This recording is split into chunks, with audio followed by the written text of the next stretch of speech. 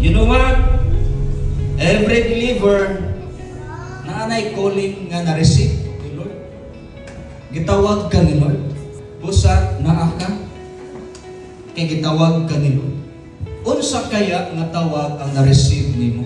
Ganiha, unless a life built in the purpose of God, walay meaning. The same, unless your ministry is built in God's purpose, wala na empowerment. Pwede gid ka mag-ministry, sundog-sundog lang. Pero wala empowerment, kaya wala sa purpose ni Lord, pulan ka. Muundang ka.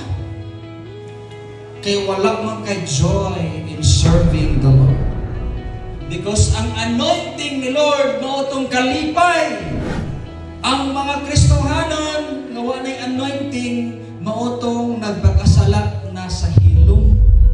Ingon si David, "Restore unto me, Lord, the joy of my salvation."